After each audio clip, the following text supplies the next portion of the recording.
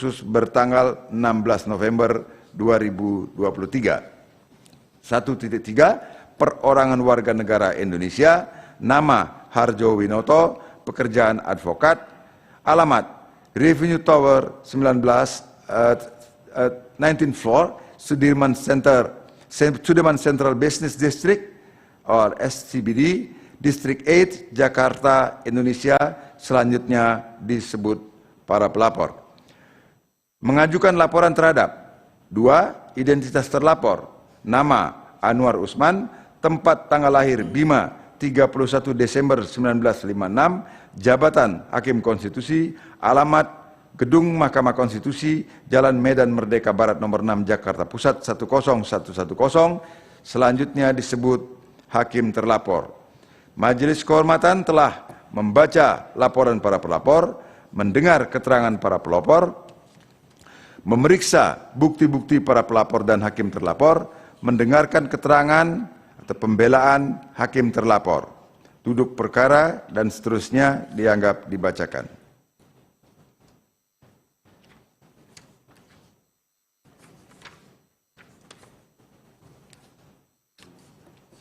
Siapa? Ya. Ada yang baca?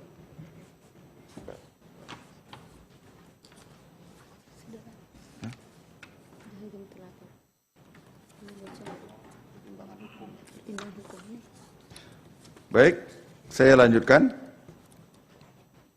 Pertimbangan hukum dan etika. Menimbang bahwa sebelum mempertimbangkan pokok-pokok laporan, Majelis Kehormatan terlebih dahulu akan menguraikan mengenai kewenangan Majelis Kehormatan dan kedudukan hukum pelapor sebagai berikut. Kewenangan Majelis Kehormatan dianggap dibacakan. Kedudukan hukum pelapor, menimbang bahwa berdasarkan pasal 1 angka 8 Jungto pasal 15 ayat 1 PMK 1/2003 dianggap dibacakan. Menimbang bahwa oleh karena Majelis Kehormatan berwenang untuk memeriksa dan memutus laporan akuo dan para pelapor memiliki kedudukan hukum untuk mengajukan laporan, selanjutnya Majelis Kehormatan akan mempertimbangkan pokok-pokok laporan para pelapor sebagai berikut. Pertimbangan Majelis Kehormatan dalam pokok laporan 5.5. Menimbang setelah memeriksa secara seksama laporan dan keterangan pelapor serta alat-alat bukti sebagaimana telah diuraikan pada bagian duduk perkara, terdapat dua hal yang pada dasarnya merupakan satu kesatuan yang tidak terpisahkan yang oleh Majelis Kehormatan dipandang relevan untuk dipertimbangkan, yaitu 1. Apakah tindakan hakim terlapor yang menggelar konferensi pers sebagai bentuk sanggahan dan keberatan atas sanksi etik dalam putusan Majelis Kehormatan nomor 2/MK/L/2023 yang dijatuhkan kepada hakim terlapor melanggar Sabta Karsa Utama, dan 2. Apakah gugatan hakim terlapor ke Pengadilan Tata Usaha Negara dianggap sebagai tindakan tidak menerima putusan Majelis Kehormatan nomor 02 MKMK/L/2023 sehingga bertentangan dengan Sabta Karsa Utama. 5.6. Menimbang bahwa sebelum Majelis Kehormatan mempertimbangkan lebih lanjut berkenaan dengan dalil-dalil pelapor, Majelis Kehormatan mempertimbangkan sebagai berikut. 5.6.1 bahwa oleh karena pentingnya keberadaan kode etik dan perilaku hakim konstitusi atau Sabta Karsa Utama sebagaimana halnya dengan kode etik dan perilaku hakim pada umumnya berlaku secara universal, maka sebelum mempertimbangkan kedua hal tersebut sebagaimana diuraikan pada prinsip paragraf 5.5 di atas, Majelis Kehormatan memandang perlu untuk menjelaskan relevansi bahkan keniscayaan dan keberadaannya dalam kaitannya dengan keberadaan kode etik dan perilaku hakim konstitusi.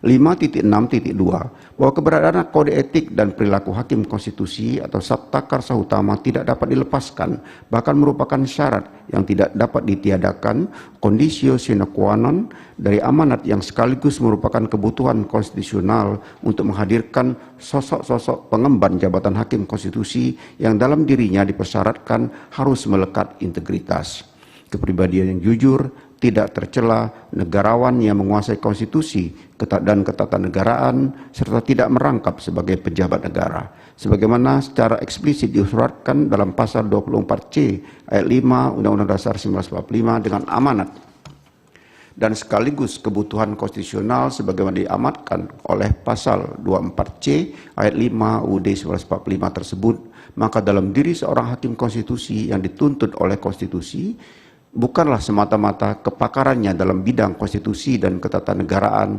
melainkan juga kepribadian, sikap, dan perilaku etisnya dalam mengemban jabatan yang dipercayakan kepadanya. Dalam konteks itu pula seharusnya titik tolak pemahaman diletakkan dalam menjawab pertanyaan mengapa seleksi terhadap hakim konstitusi dilakukan dengan melibatkan 3 organ konstitusi, yaitu DPR, Presiden, dan Mahkamah Agung, yang dalam gagasan negara modern mempresentasikan pemegang 3 kekuasaan utama dalam negara. 5.6.3 bahwa beratnya persyaratan yang dilekatkan pada sosok yang mengemban jabatan hakim konstitusi sebagaimana diuraikan dalam pertimbangan pada subparagraf 5.6.2 di atas secara rasional merupakan tuntutan kebutuhan yang tak terhindarkan karena hakim konstitusi adalah pilar utama sekaligus ruh Mahkamah Konstitusi. Sementara Mahkamah Konstitusi tidak lain adalah pengawal konstitusi dan sekaligus penafsir konstitusi yang penafsirannya atau yang dituangkan atau tercermin dalam putusan-putusannya mengikat seluruh warga negara dan penyelenggara negara. Sebagai pengawal dan penafsir konstitusi, Undang-Undang Dasar 1945, Mahkamah Konstitusi diberi kewenangan besar untuk mengadili dan memutus pada tingkat pertama dan terakhir yang putusannya bersifat final, menguji undang-undang terhadap Undang-Undang Dasar, memutus sengketa kewenangan lembaga negara dan kewenangannya diberikan oleh Undang-Undang Dasar, memutus pembubaran partai politik, serta memutus perselisihan tentang hasil pemilihan umum, pasal 24C ayat 1 Undang-Undang Dasar 1945. Selain itu, Mahkamah Konstitusi juga diwajibkan memberikan putusan atas pendapat DPR mengenai dugaan pelanggaran oleh Presiden dan atau Wakil Presiden menurut Undang-Undang Dasar pasal 24C ayat 2 Undang-Undang Dasar 1945. Fungsi mengawal dan menafsirkan konstitusi itu hanya akan berjalan dengan baik manakala Mahkamah Konstitusi mendapatkan kepercayaan penuh dari rakyat. Sementara itu kepercayaan penuh rakyat hanya akan didapat manakala sosok-sosok yang memegang jabatan hakim konstitusi bukan hanya benar-benar mumpuni dalam penguasaan konstitusi dan ketatanegaraan, melainkan juga benar-benar sikap dan perilakunya menunjukkan ketaatan terhadap kode etik dan perilaku hakim konstitusi atau Sabta Karsa Utama. Bukan hanya tak kalah memeriksa dan memutus perkara, melainkan juga dalam kehidupan sehari-harinya di tengah-tengah masyarakat. 5.6.4 bahwa mengingat penting dan mendasarnya makna keberadaan kode etik dan pedoman perilaku hakim konstitusi atau Sabta Karsa Utama sebagaimana diuraikan dalam pertimbangan pada subparagraf 5.6.2 dan 5.6.3 di atas tidaklah berlebihan jika dikatakan bahwa kode etik dan perilaku hakim konstitusi atau Sabta Karsa Utama secara esensial adalah ibarat konstitusi etik bagi hakim konstitusi. Sebagai konstitusi etik sebagaimana dilayaknya konstitusi yang memiliki kedudukan mendasar dan fundamental bagi hakim konstitusi, bukan sekedar pajangan formalitas yang nir makna dan esensi. Karena itu Sabta Karsa Utama harus benar-benar menginternalkan atau mendarah daging dalam kepribadian setiap hakim konstitusi, sebab tanpa internalisasi demikian dapat dipastikan hakim konstitusi tidak akan berhasil meraih kepercayaan dan dukungan masyarakat yang merupakan kebutuhan mutlak bagi pentaatan dan efektivitas putusan-putusan Mahkamah Konstitusi. Manakala kepercayaan dan dukungan masyarakat tidak berhasil diraih, secara esensial, hakim konstitusi sesungguhnya telah gagal memerankan dirinya sebagai pilar utama dan ruh Mahkamah Konstitusi. Apabila kegagalan demikian berlanjut tanpa ada upaya serius untuk menanggulanginya, di antaranya dan terutama, namun bukan satu-satunya, melalui tindakan penegakan etik dan perilaku oleh lembaga atau perangkat yang diwewenang untuk itu, sebagaimana yang saat ini berada di tangan Majelis Kehormatan. Menurut penalaran yang wajar, fungsi Mahkamah Konstitusi sebagai pengawal dan penafsir konstitusi tidak akan berjalan sebagaimana yang diharapkan oleh logika desain ketatanegaraan menurut Undang-Undang Dasar 1945. 5.7 Menimbang bahwa setelah mempertimbangkan substansi mendasar berkenaan dengan keberadaan kode etik dan perilaku hakim konstitusi serta keniscayaan kehadiran Majelis Kehormatan dalam konteks itu sebagaimana diuraikan pada paragraf 5.6 di atas. Selanjutnya, Majelis Kehormatan akan mempertimbangkan kedua hal yang diduga mengandung isu pelanggaran kode etik dan perilaku hakim konstitusi diuraikan pada paragraf 5.5 yang pada dasarnya merupakan satu kesatuan yang tidak terpisahkan.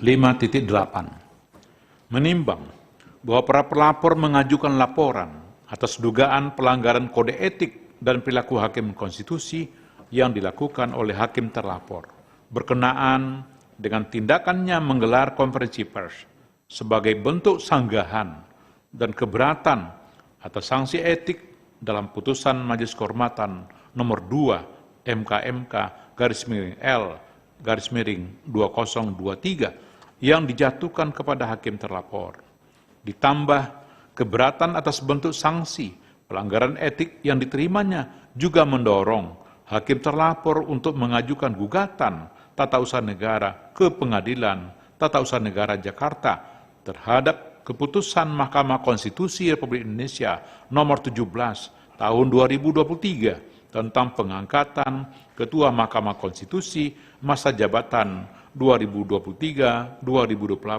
bertanggal 9 November 2023. Terhadap kedua tindakan dan peristiwa yang oleh pemohon didalilkan sebagai pelanggaran kode etik dan perilaku hakim konstitusi tersebut, Majelis Kehormatan mempertimbangkan sebagai berikut.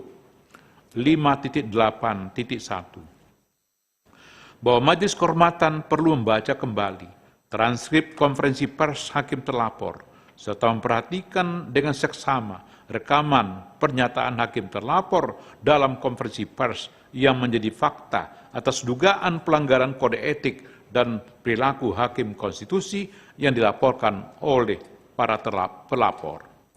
Majelis Kehormatan menemukan bahwa pernyataan yang disampaikan hakim terlapor, baik secara tersirat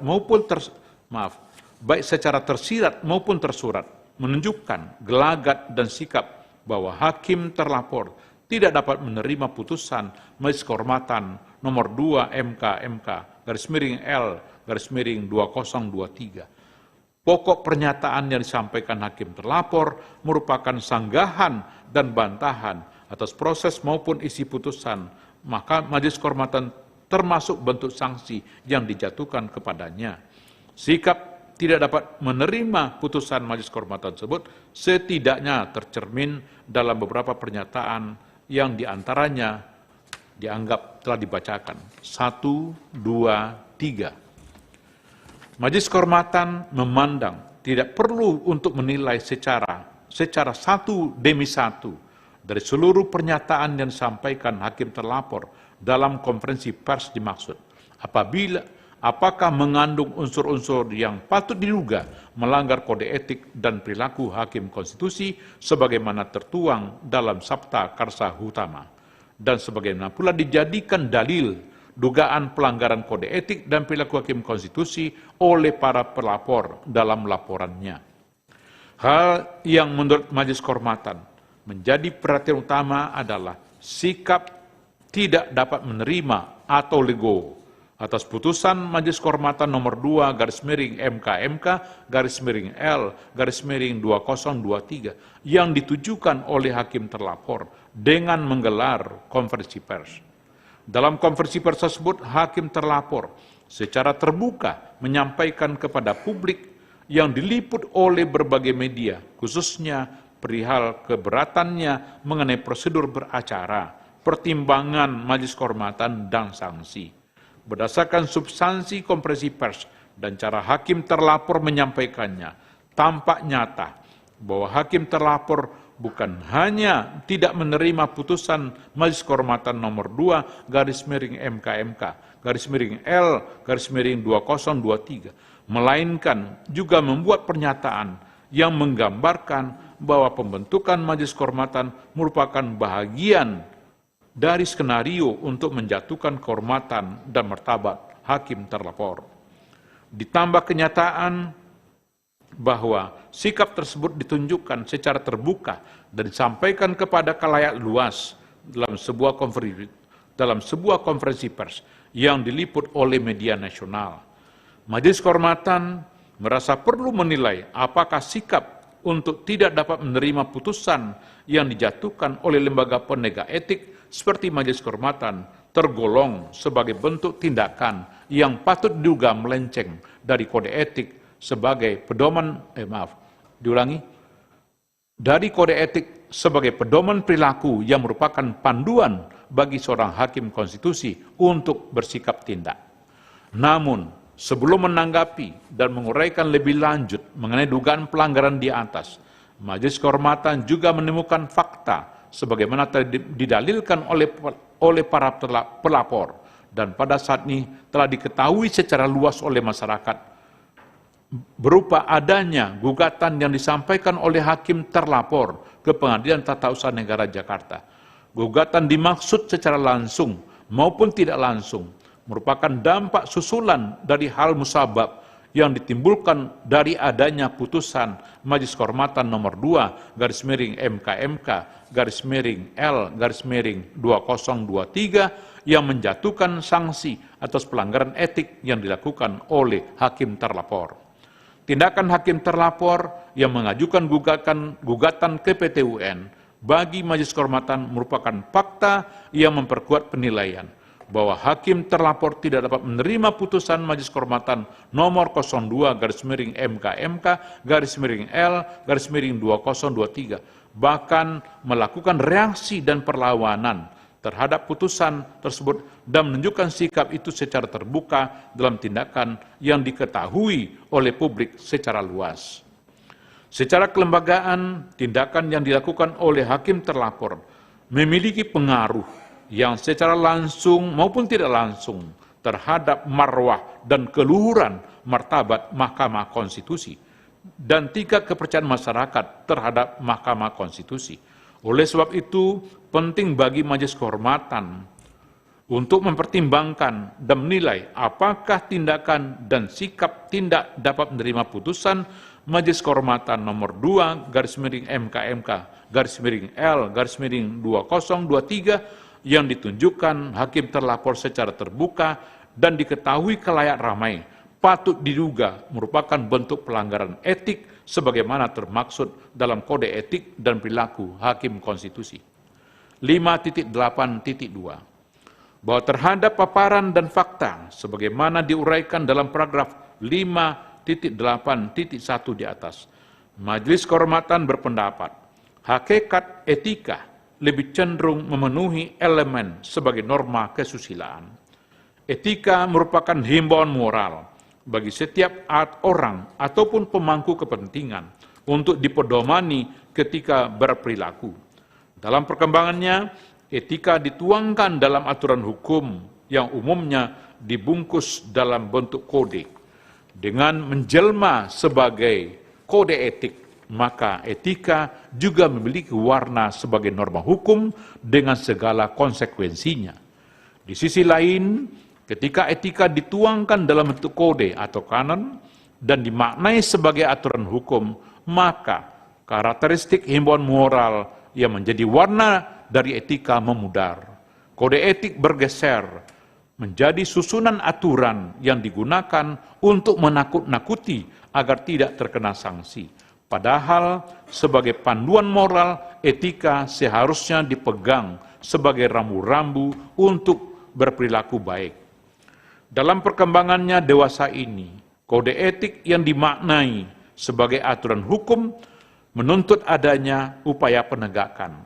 Imbasnya dibutuhkan perangkat oleh lembaga yang difungsikan untuk menegakkan kode etik. Selain itu, perangkat dan lembaga dimaksud juga dilengkapi dengan kewenangan untuk menjatuhkan sanksi agar kode etik itu ditaati dan tidak menjadikan kode etik sekedar sebagai macan kertas belaka.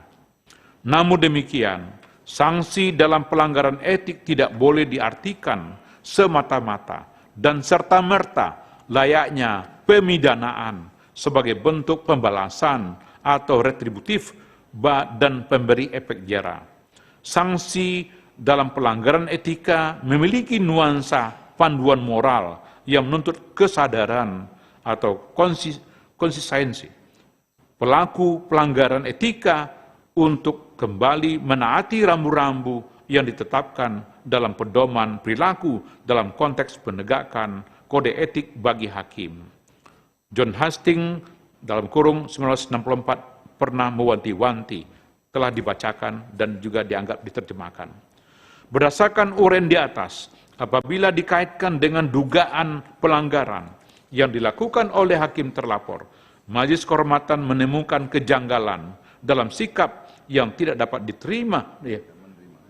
Saya ulangi, yang tidak dapat menerima putusan Majelis Kehormatan nomor 2/MK/L/2023 sebagaimana ditunjukkan oleh hakim terlapor. Dalam konteks hakim terlapor, sanksi yang dijatuhkan Majelis Kehormatan dalam putusan akuo tidak bisa serta-merta dimaknai sebagai bentuk pembalasan setimpal atas pelanggaran etika yang dilakukannya. Sanksi dimaksud tidak boleh dan sekaligus tidak dapat dimaknai dalam konteks pemidanaan, melainkan harus diletakkan dalam maknanya sebagai panduan moral agar hakim terlapor tidak menyimpang dan kembali berpegang pada prinsip-prinsip kode etik dan perilaku hakim konstitusi. Dibutuhkan kesadaran pribadi untuk dapat meresapi makna sanksi yang dijatuhkan atas pelanggaran etika yang dilakukan hakim terlapor. Apabila kemudian muncul pertanyaan perihal sanksi yang dijatuhkan tidak seimbang dan setimpal dengan bentuk pelanggaran etika yang dilakukan, maka perlu dipahami bahwa kedudukan sebagai hakim menuntut dirinya, menuntut diri pribadinya untuk senantiasa memegang teguh prinsip-prinsip kode etik dan perilaku hakim konstitusi. Sebab kedudukan sebagai hakim, terlebih hakim konstitusi, memaksa dirinya untuk menerapkan standar moral tertinggi, the highest moral standard, sehingga benar-benar mencerminkan harapan ideal hakim sebagai wakil Tuhan di bumi. Sebagaimana ditegaskan dalam prinsip kepantasan dan kesopanan butir penerapan angka 1 dan angka 2 Sabta Karsa Utama, yaitu hakim konstitusi harus menghindari perilaku dan citra yang tidak pantas dalam segala kegiatan sebagai abdi hukum yang terus-menerus menjadi pusat perhatian masyarakat. Hakim konstitusi harus menerima pembatasan-pembatasan pribadi yang mungkin dianggap membebani dan harus menerimanya dengan rela hati serta bertingkah laku sejalan dengan martabat mahkamah. Oleh karena itu, kejanggalan sikap hakim terlapor dengan menyampaikan bantahan yang menunjukkan adanya keengganan untuk mematuhi putusan Majelis Kehormatan in casu putusan nomor 2/MK/L/2023 dalam pandangan Majelis Kehormatan merupakan bentuk pelanggaran terhadap prinsip-prinsip kode etik dan perilaku hakim konstitusi. Dampak lain yang ditimbulkan akibat dari sikap hakim terlapor demikian adalah turunnya citra dan wibawa Mahkamah Konstitusi di mata masyarakat. Padahal sebagaimana diuraikan pada paragraf 5.5 di atas, kepercayaan dan dukungan masyarakat merupakan kebutuhan mutlak bagi penataan dan efektivitas putusan-putusan Mahkamah Konstitusi. 5.9 menimbang bahwa berdasarkan seluruh pertimbangan hukum dan etika di atas berkenaan dengan tindakan hakim terlapor yang menggelar konferensi pers berkaitan dengan putusan Majelis Kehormatan nomor 2/MK/L/2023 dan mengajukan gugatan ke Pengadilan Tata Usaha Negara Jakarta terhadap keputusan Mahkamah Konstitusi nomor 17 tahun 2023, padahal keputusan Mahkamah Konstitusi dimaksud adalah untuk melaksanakan putusan Majelis Kehormatan nomor 2/MK/L/2023. Majelis Kehormatan berpendapat bahwa hakim terlapor telah ternyata terbukti melanggar prinsip kepantasan dan kesopanan butir penerapan angka 1 dan angka 2 Sabta Karsa Utama. Dengan demikian, Majelis Kehormatan memandang perlu untuk memberikan teguran tertulis kepada hakim terlapor dan untuk menunjukkan sikap patuhnya yang tulus terhadap putusan Majelis Kehormatan Inkasu putusan nomor 2 MK/L/2023 5.10 menimbang terhadap hal lain dan selebihnya tidak dipertimbangkan lebih lanjut karena tidak ada relevansinya. Kesimpulan, menimbang bahwa berdasarkan uraian duduk perkara, fakta-fakta yang telah terungkap dalam rapat dan sidang pemeriksaan, serta pertimbangan hukum dan etika di atas, dapat disimpulkan bahwa telah ternyata terdapat pelanggaran kode etik dan perilaku hakim konstitusi, inkasu prinsip kepantasan dan kesopanan, butir penerapan angka 1 dan angka 2 Sabta Karsa Utama yang dilakukan oleh hakim terlapor sebagaimana didalilkan oleh pelapor. Amar putusan mengingat Undang-Undang Nomor 24 Tahun 2003 tentang Mahkamah Konstitusi yang telah diubah terakhir dengan Undang-Undang Nomor 7 Tahun 2020 tentang perubahan ketiga atas Undang-Undang Nomor 24 Tahun 2003 tentang Mahkamah Konstitusi dan Peraturan Mahkamah Konstitusi Nomor 1 Tahun 2023 tentang Majelis Kehormatan Mahkamah Konstitusi memutuskan, menyatakan, 1. Hakim terlapor terbukti melakukan pelanggaran terhadap kode etik dan perilaku hakim konstitusi sebagaimana tertuang dalam prinsip kepantasan dan kesopanan, butir penerapan angka 1 dan angka 2 Sabta Karsa Utama. 2. Menjatuhkan sanksi berupa teguran tertulis kepada hakim terlapor. Demikian diputus dalam rapat Majelis Kehormatan oleh 3 anggota Majelis Kehormatan, yaitu Idewa Gede Palguna sebagai Ketua Merangkap Anggota, Ridwan Mansur sebagai Sekretaris Merangkap Anggota, dan Yuliandri sebagai anggota pada hari Selasa, tanggal 19 bulan Maret tahun 2024, dan hari Selasa, tanggal 26 bulan Maret tahun 2024, dan diucapkan dalam sidang pleno Majelis Kehormatan Mahkamah Konstitusi terbuka untuk umum pada hari Kamis, tanggal 28 bulan Maret tahun 2024, selesai diucapkan pukul 10:50 dan 6 detik waktu Indonesia Barat oleh 3 anggota Majelis Kehormatan Mahkamah Konstitusi, yaitu Idewa Gede Palguna sebagai Ketua Merangkap Anggota, Ridwan Mansur sebagai Sekretaris Merangkap Anggota, dan Yuliandri sebagai anggota. Saudara-saudara, dengan demikian ketiga putusan telah diucapkan. Saya ucapkan terima kasih dan sidang Majelis Kehormatan saya nyatakan ditutup. Hadirin dimohon berdiri. Yang Mulia Majelis Kehormatan Mahkamah Konstitusi meninggalkan ruang persidangan. Yang Mulia Majelis Kehormatan Mahkamah Konstitusi meninggalkan ruang persidangan.